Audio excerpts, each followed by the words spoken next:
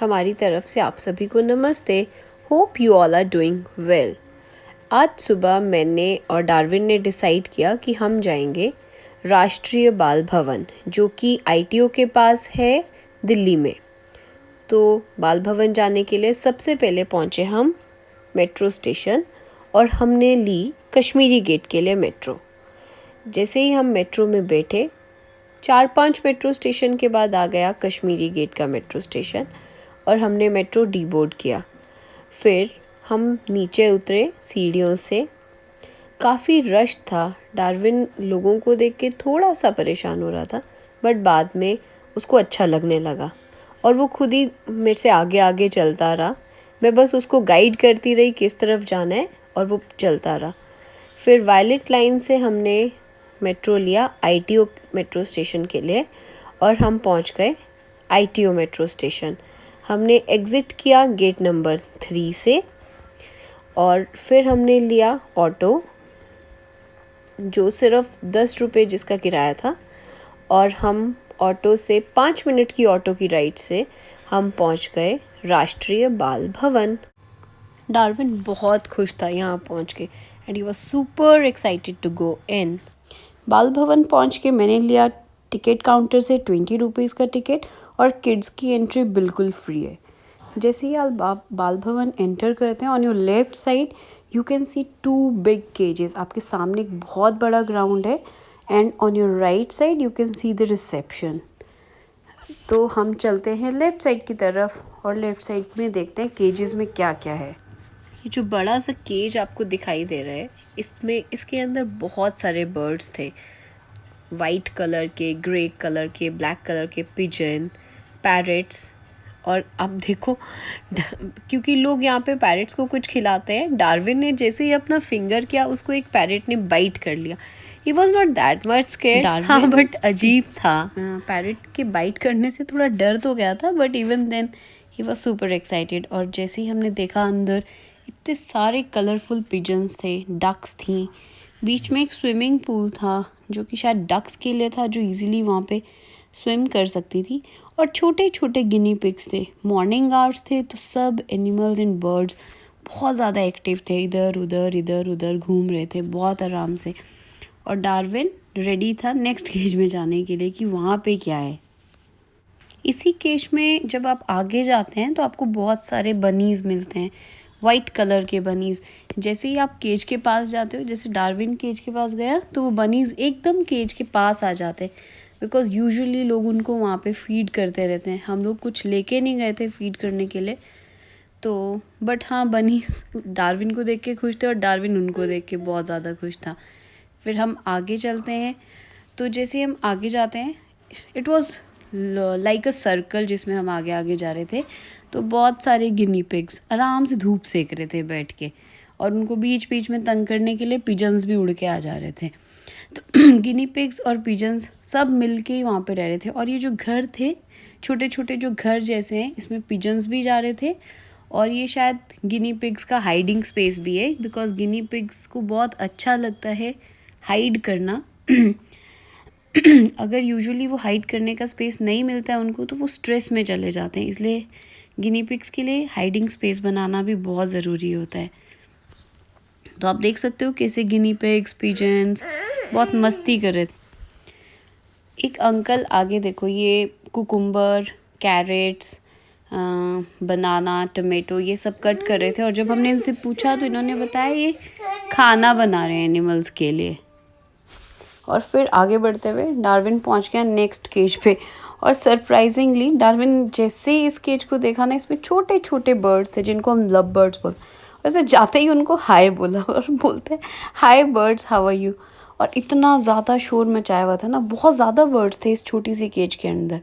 और कुछ ना नीचे इन्होंने रैबिट्स भी रखे हुए थे, जिनके कान पे ऐसे बीटाडीन टाइप कुछ लगा हुआ था, ऐसे कि वो बीमार हो और उनको यहाँ शिफ्ट कर दिया हो। हम थोड़ा जल्दी पहुंच गए थे तो कुछ केजीज़ की तो अभी सफाई भी हो रही थी। यू कैन सी एक सर जो हैं वो अंदर सफाई कर रहे थे इनके बाड़े की।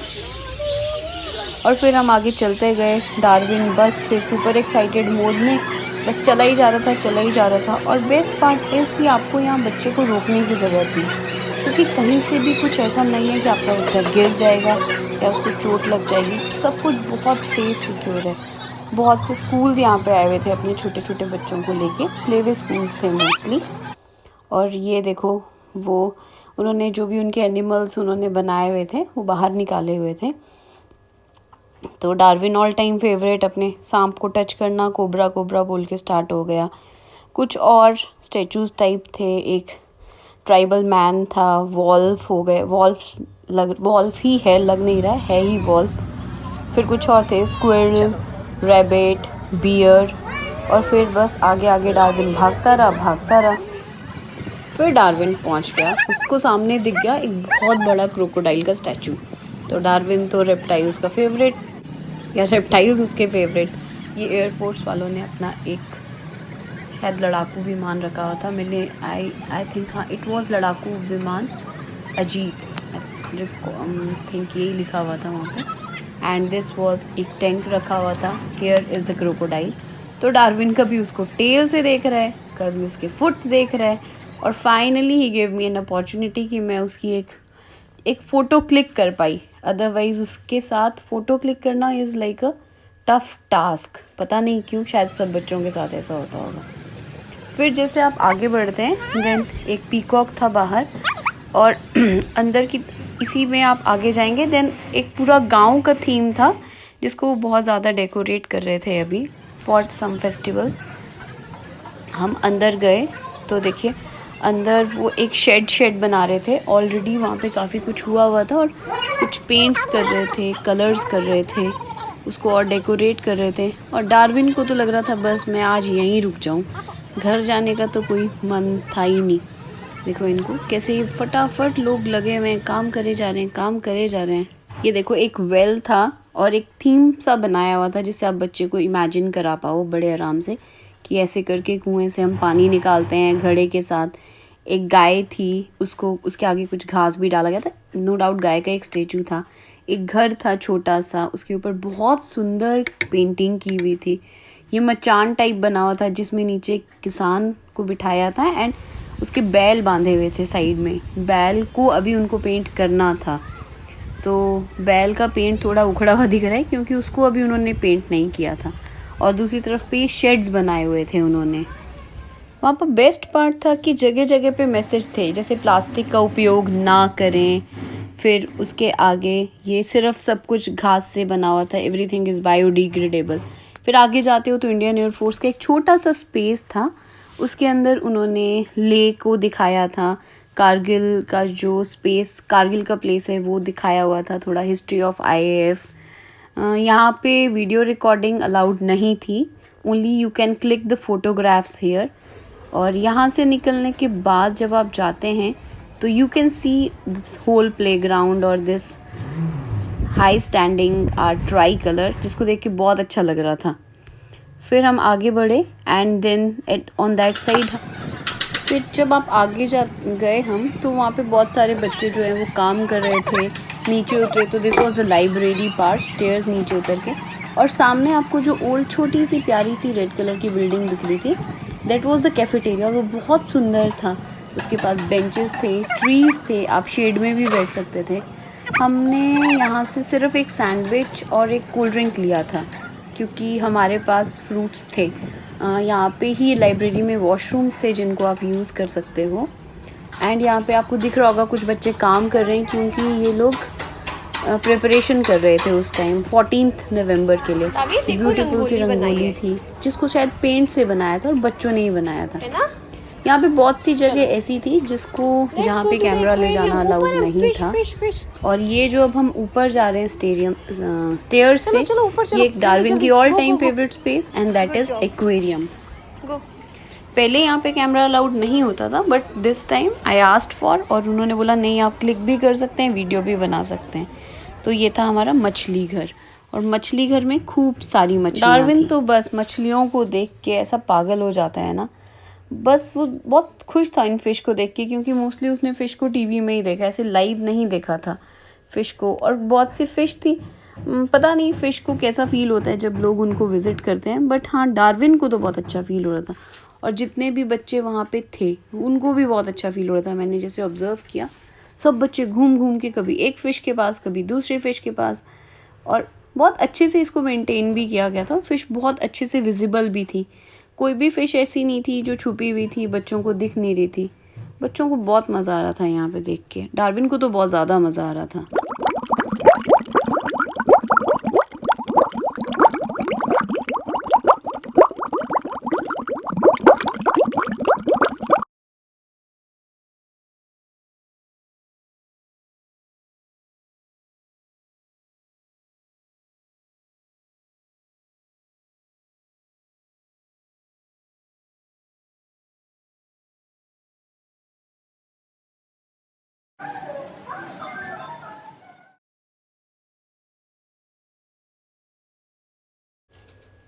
ये एक छोटी सी पिक है, देखो कैसे प्लास्टिक का यूज़ करके वहाँ पे बहुत सुंदर बर्ड्स बनाए गए थे। फिर जैसे आप मूव करते हो तो आपको ये एक 3D सॉर्ट ऑफ पेंटिंग दिखता है।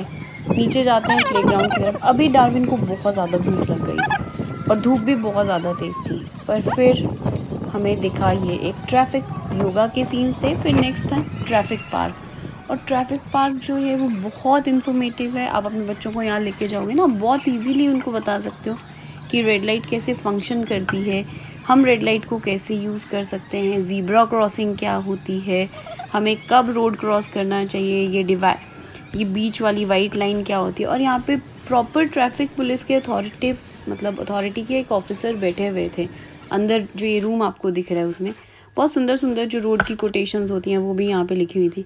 डार्विन बेचारा इतना थक गया था, वहीं बैठ के फिर इसने अपने चिप्स खा लिए और फिर फाइनली पहुँच गए हम ग्राउंड में। वहाँ पे फिर हमने अपने फ्रूट्स खाए, चिप्स खाए, आराम से लेट के डार्विन चिप्स एंजॉय कर रहे। इतना अच्छा लग रहा था। ग्रास वॉज, पानी दिया हुआ था तो हल्का हल्का वेट था। ट्री का बहुत थिक कैनोपी था तो शेड बहुत अच्छी थी, हवा चल रही थी। और ये चिल्ड्रन डे की प्रिपरेशन हो रही थी तो ये टेंट के लिए स्टैंड्स रखे हुए थे। डार्विन को लगा ये मज़े करने की जगह, तो डार्विन शुरू हो गया अपना दौड़म भाग, दौड़ दौड़ दौड़। एंड उसको वो ये चाहता था कि मैं उसको पकड़ते ही रहूँ। बट यू नो उसका स्टेमिना और मेरा स्टेमिना थोड़ा तो डिफरेंस है, मतलब उसमें बहुत ज़्यादा स्टेमिना है, मुझ में कम स्टेमिना। एक छोटी सी कैट थी जिसको हम फॉलो कर रहे थे, फाइनली वो पेड़ पे चढ़ गई। ये उनका एक अंदर सुंदर सा ऑडिटोरियम है, वहाँ पे बच्चे प्रैक्टिस कर रहे थे। और फाइनली डार्विन पहुँच गया अपने झूलों पे। ये बहुत सुंदर सुंदर वहाँ पे झूले थे। और मैं बताऊँ बेस्ट पार्ट बाल भवन का क्या है कि आपको अपने बच्चे को रोकना नहीं है वहाँ पे कि यहाँ मत जाओ। जैसे मोस्टली हम थीम पार्क्स में जाते हैं तो हमें बहुत जगह अपने बच्चे रोकने पड़ते हैं, ऐसा यहाँ पे बिल्कुल नहीं था। आप अपने बच्चे को फ्रीली छोड़ सकते हो, आप अपने बच्चे को फॉलो करो, वो क्या करना चाहता है आपको पता चल जाएगा उसका क्या इंटरेस्ट है। बच्चे बहुत मज़े कर रहे थे। Parent just have to follow them. कपड़े गंदे हो रहे हैं बट कुछ फ़र्क नहीं पड़ता, कपड़े गंदे नहीं करेंगे तो सीखेंगे कैसे। डार्विन को तो बड़ा ज़्यादा मज़ा आ रहा था और उसको देख के मुझे उससे भी ज़्यादा मज़ा आ रहा था। मुझे ऐसा लग रहा था कि मतलब मुझे यहाँ पहले आना चाहिए था इसको लेके। कोई बात नहीं, अब नेक्स्ट टाइम हम आते रहेंगे।